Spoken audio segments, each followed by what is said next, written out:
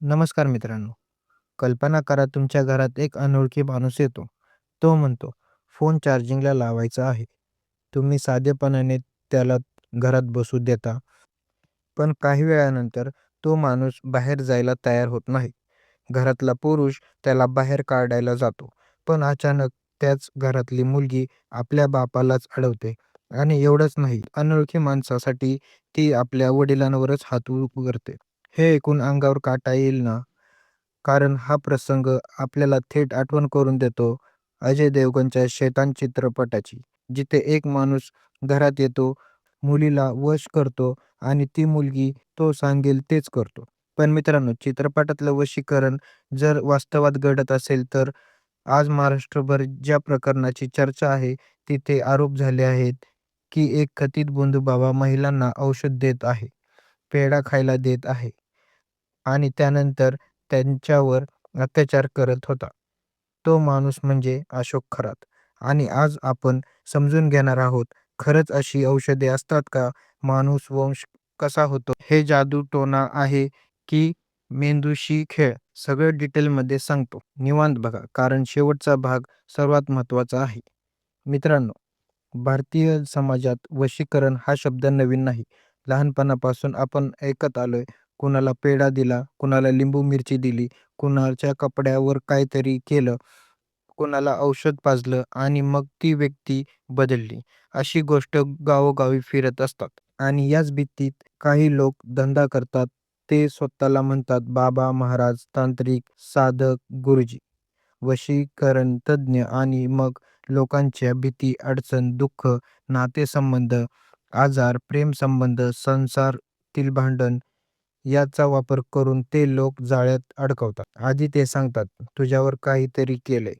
तुझ्या घरात काळी शक्ती आहे. तुझं नशीब बंद झालंय. तुला वश करून ठेवलेलं आहे." आणि जेव्हा समोरचा माणूस आधीच मानसिकदृष्ट्या कमकुवत असतो, तेव्हा तो तर्काने नाही, भीतीने विचार करायला लागतो. आणि नेमकं तिथूनच सुरू होतं कंट्रोलचा खेळ.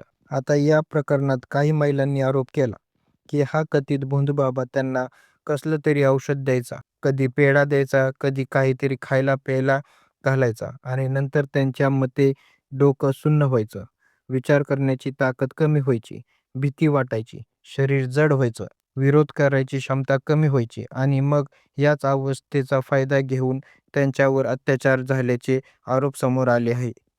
यात सर्वात जास्त धक्का बसेल तो जेव्हा छाप्यात औषधांची बाटली जप्त झाल्याची बातमी समोर आली आणि तिथूनच लोकांच्या मनात एकच प्रश्न उभा राहिला. हेच का ते वशीकरणात औषध? म्हणजे खरंच कुठलं तरी द्रव, गोळी, पावडर, पेढा खाऊन माणूस दुसऱ्यांच्या ताब्यात जाऊ शकतो का? हा प्रश्न खूप लोकांच्या मनात आहे. आणि याचं उत्तर चित्रपटासारखं नाही, पण खूप धोकादायक आहे. सोप्या भाषेत सांगायचं तर हो, काही पदार्थ असे असू शकतात, जे माणसाची प्रतिकारशक्ती, जागरूकता आणि निर्णय क्षमता कमी करू शकतात. पण ते जादू नसते, ते वशीकरण नसते. तो मेंदू आणि शरीरावरचा हल्ला असतो. काही पदार्थामुळे व्यक्तीला गुंगी येऊ शकते, चक्कर येऊ शकते, शरीर शिथिल होऊ शकतो, स्मरणशक्ती तात्पुरती कमी होऊ शकते, गोंधळ उडू शकतो, निर्णय क्षमता ढासळू शकते. यामुळे काय होते? समोरचा व्यक्ती मी काय करतो हे पूर्णपणे समजेनासे होऊन जाते किंवा घडलेली गोष्ट नंतर व्यवस्थित आठवणीतही राहू शकत नाही. आणि याच कारणामुळे अशा प्रकारे गुन्हा खूप भयानक असतात. कारण गुन्हेगार पीडित व्यक्तीच्या शरीरावरच नाही तर तिच्या मेंदूवरही हल्ला करत असतो. म्हणून लक्षात ठेवायचं, वशीकरण नावाने जे विकले जाते ते बहुतेक वेळा अंधश्रद्धा, मानसशास्त्र, फसवणूक, कधी-कधी रासायनिक प्रभाव यांचं मिश्रण असतं. म्हणजे समोरचा माणूस तुमच्या आत्म्यावर कब्जा करत नाही. तो तुमच्या भीतीवर, विश्वासावर, एकटेपणावर, मानसिक कमकुवत क्षणी आणि कधी-कधी शारीरिक दुर्बलतेवर कब्जा करतो. आणि हेच खरं सगळ्यात धोकादायक वशीकरण आहे. हा प्रश्न खूप महत्त्वाचा आहे. कारण अनेक लोक विचारतात, एखादी महिला किंवा व्यक्ती इतकी कशी फसू शकते? पण वास्तव काय आहे माहिती आहे? गुन्हेगार कधीही सुरुवातीलाच राक्षसासारखा दिसत नाही. तो आधी काय करतो? विश्वास जिंकतो. तो स्वतःला देवभक्त, साधू, बाबा, ज्ञानी, उपचारक असे दाखवतो. तुमची कमकुवत जागा शोधतो. संसारात प्रॉब्लेम आहे, मूल होत नाही, नवरा ऐकत नाही, प्रेमभंग झाला, घरात आजार आहेत, मानसिक तणाव आहेत. तो नेमकं तिथेच हात घालतो, तुम्हाला वेगळं करतो, हो म्हणतो. ही गोष्ट कुणाला सांगू नकोस. लोक समजणार नाहीत.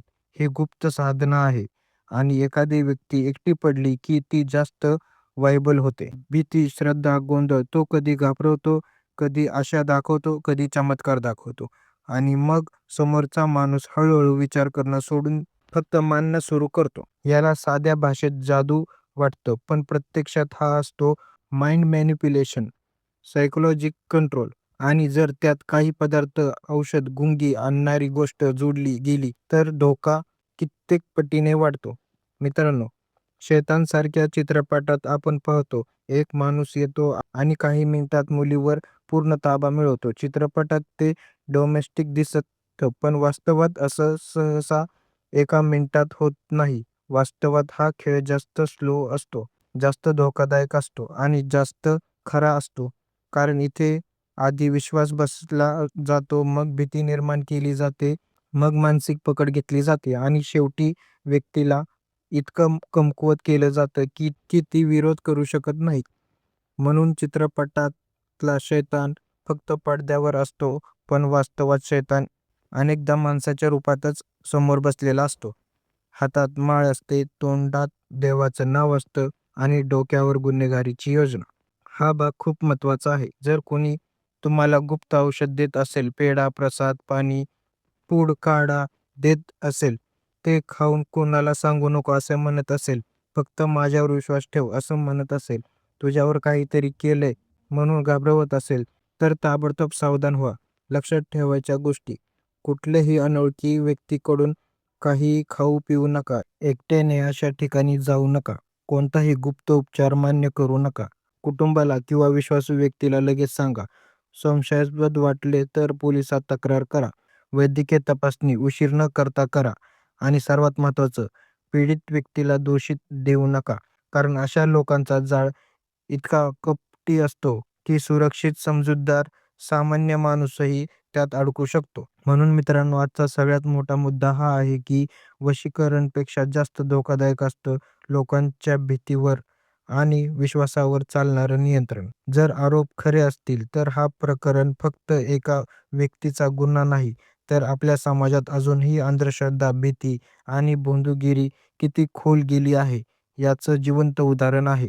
अशी प्रत्येक प्रकरणे आपल्याला एकच गोष्ट शिकवते: डोळे उघडे ठेवा, प्रश्न विचारा, अंधविश्वासापेक्षा पुराव्यावर विश्वास ठेवा.